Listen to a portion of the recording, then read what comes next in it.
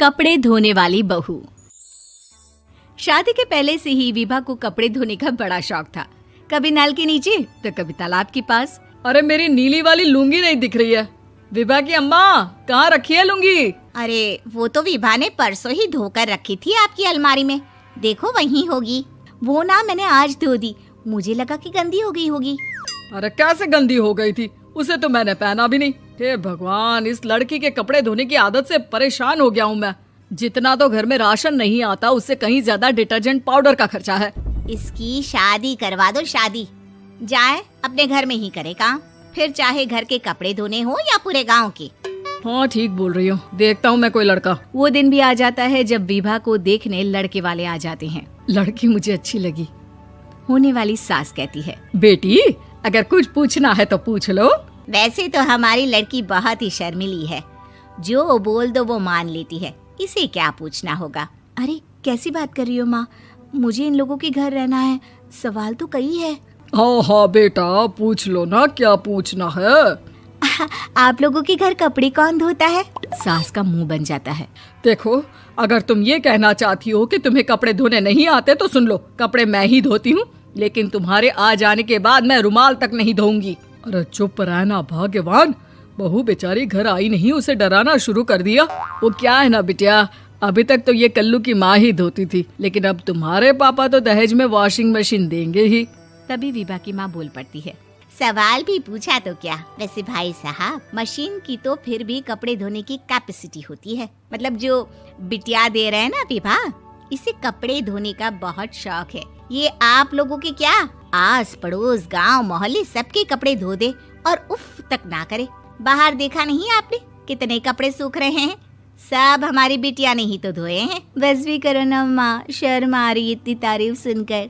और तो और एक दाग निकाल कर दिखाओ तो मान जाऊं। हाँ अच्छा, माफ करना बेटा, मैंने गलत समझा।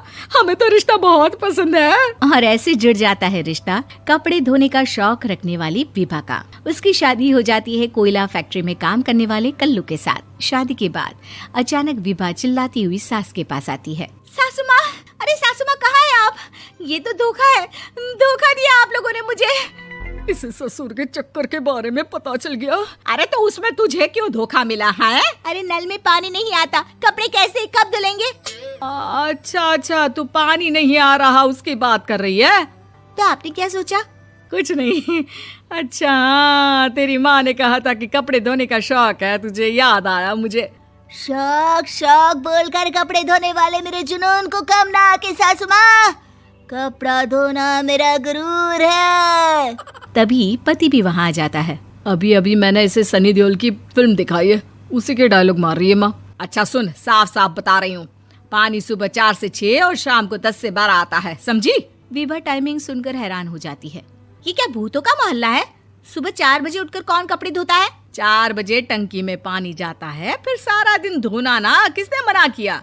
अरे कैसी बात कर रही हैं? 200 लीटर की टंकी में कितने कपड़े धो लूंगी मैं? सुबह ही उठ जाऊंगी मैं। अब क्या था, विभा सुबह 4 से लेकर रात के 12 बजे तक कपड़े ही धोती रहती।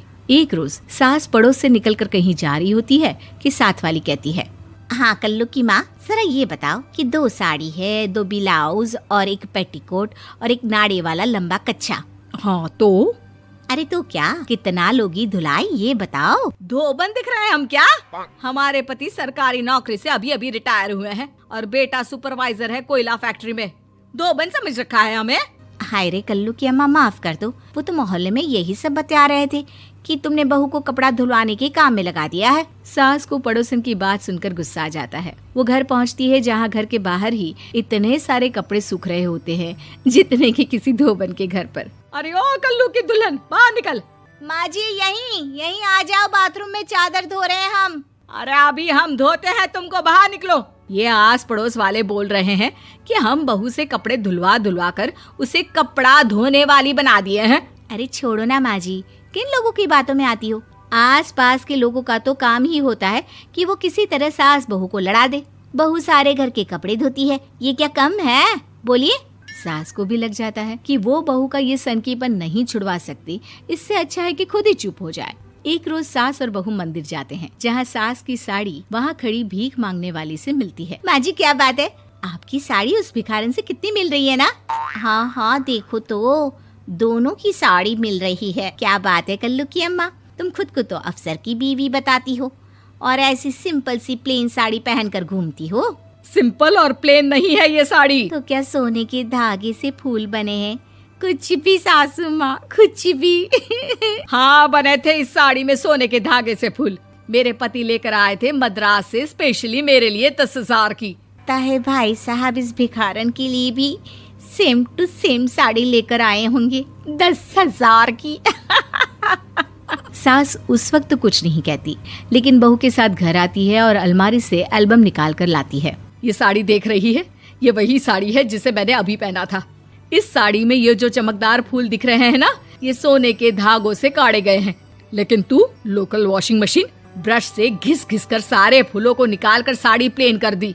मुझे माफ कर दीजिए सासू माँ। और तो और, जब मैंने तुझे तेरी गलती के लिए कुछ नहीं कहा, लेकिन तूने तो सबके सामने मेरा मजाक ही बना दिया। क्यों? बहू को समझ में आ जाता है कि अब से उसका कपड़े धोना बंद।